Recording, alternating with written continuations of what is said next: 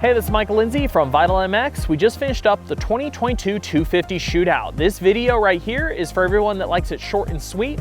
We're gonna go over about 2 minutes of each motorcycle's characteristics and why it finished where it did.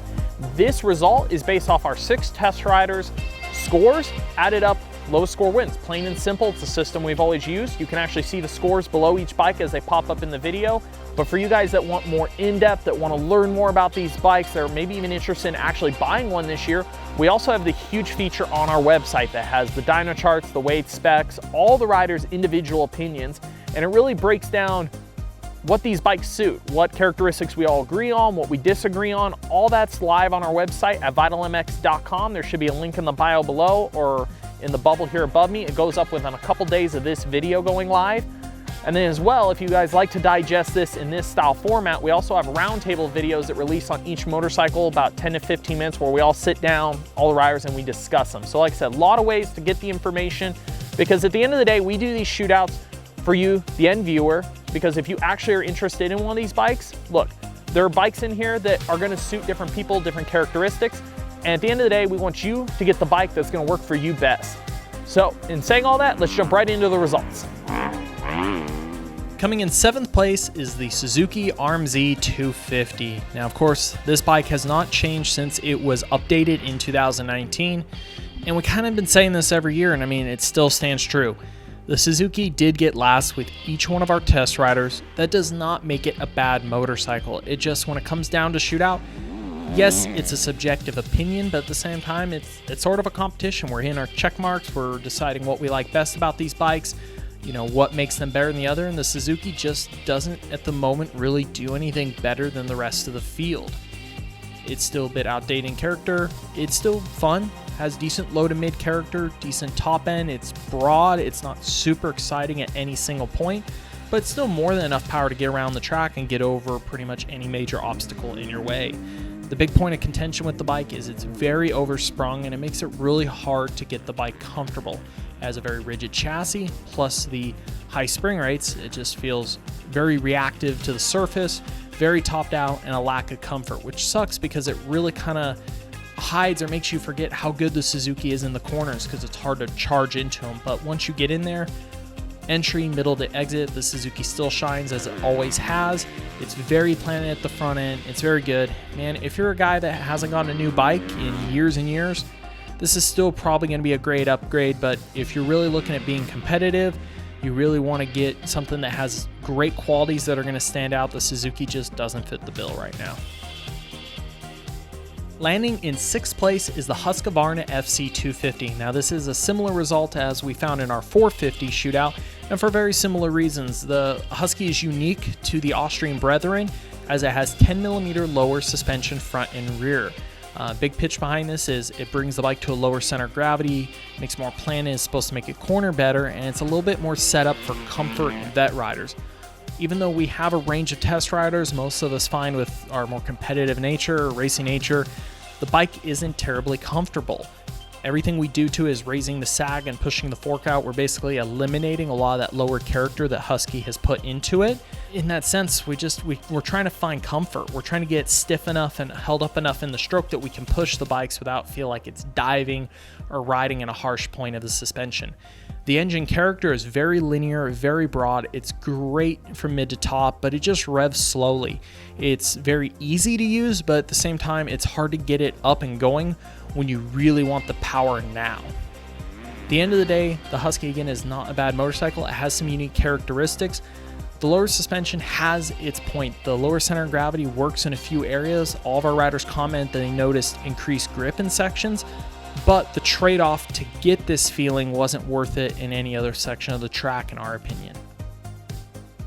Taking home the 5th position is the Kawasaki KX250. Now in 2022, this bike is unchanged, but in 2021, it received a major overhaul. Huge changes to the engine, all new chassis, new suspension components. They really brought it up to date and made a very aggressive racer character out of the bike. They pushed the power way more mid to top than the old engine, and it really screams. The Kawi rewards you when you just hold the throttle pin and you don't shift. It pulls and pulls and pulls right up to the rev limiter.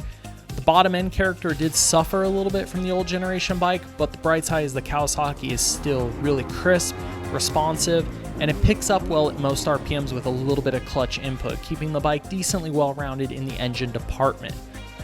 The chassis is well balanced. It doesn't necessarily out-corner any bike in the class, but it also has really good rear steer character, making it fairly well-rounded depending on the conditions. Now, where we kind of ran into contention between the test riders was the suspension setup. We all kind of seemed to go different directions. Some of the riders found things they were happier with earlier in the test, while some of us searched for most of the tests to really dial in the fork specifically. Guys were going softer, faster, stiffer, changing the bike balance. And at the end of the day, we all kind of found that happy place eventually, but it was really inconsistent how we got there or what the bike was doing once we got it there. Finishing just off the podium in 4th place is the Honda CRF250R. Now, we're saying finished off the podium by only 1 place. It also only finished off by 1 point. It was close. This is the only all-new bike in the test, and per typical, Honda really throws everything out there when they revise the bike. It's very different than the outgoing character. The old bike was a mid to top, just screamer, very aggressive character bike. The new bike is much more user-friendly. They really gunned it for that low to mid character, really good torque character. It really rewards you when you ride it at gear high.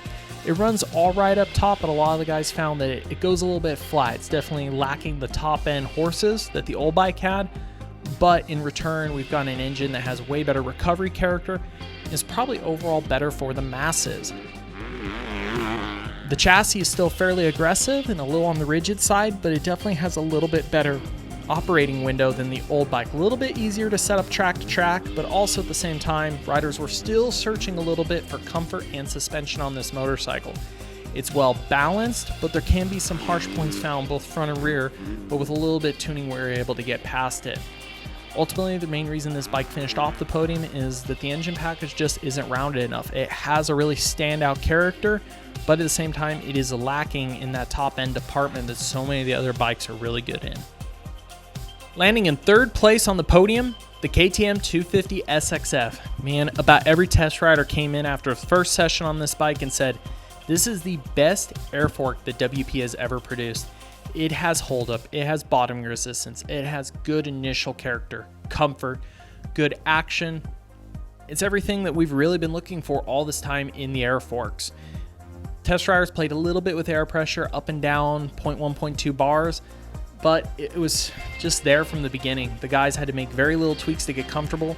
Same out back with the shock. Great recovery character, planted, tracks really well, just a little bit of changes there, and it was a very easy to dial in motorcycle. The chassis, of course, is very light, very nimble, very, very planted on the front end, these current KTMs. This generation just it carves in so well, and you feel like you have so much front end traction.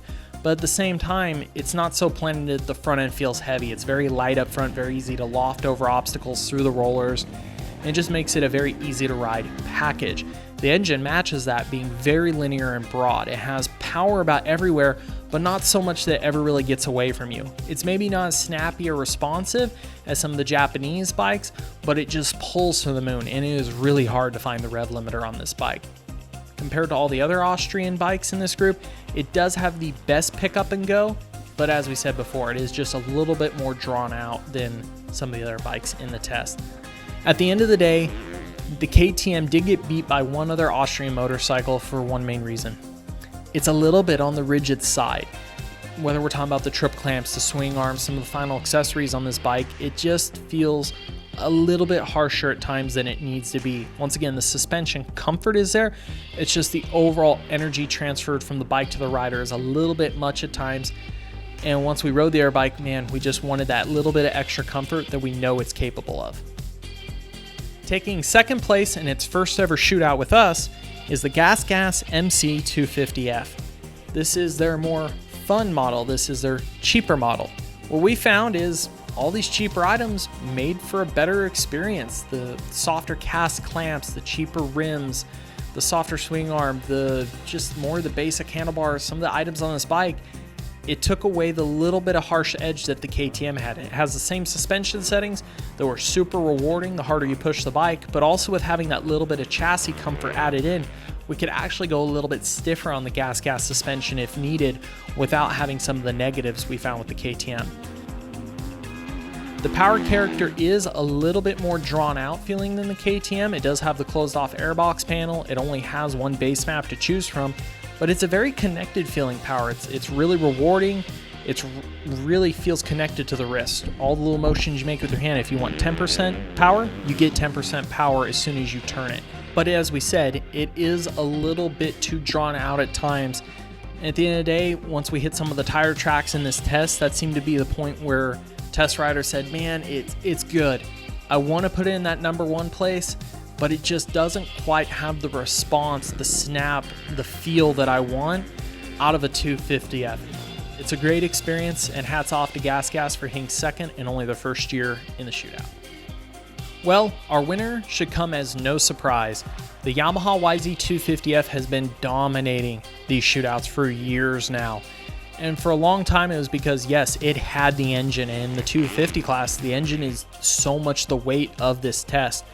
Over the years, though, the competition has really caught up, and Yamaha has continued to revise this platform. They've always had great suspension, great comfort, but a lot of times they'd give up chassis balance and handling to accomplish that. These days, though, they have the holdup, they have the comfort, but at the same time, they have the handling characteristic to suit it. No, it's not the most sharpest turning bike in the class, but it's planned enough to get the job done. It works in all types of situations, whether it's ruts, sweeping corners, flat corners, big bold berms, sand corners. It has what every rider needs to get the job done.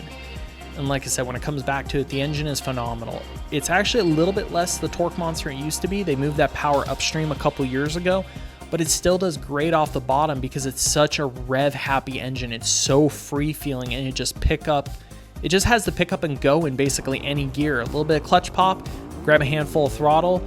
Doesn't matter if you're off by a gear, the Yamaha will still get you out of trouble. And beyond that, the Power Tuner app, we talk about it every year. It's free, it's easy to use, and you can really take this power plant and move the power around.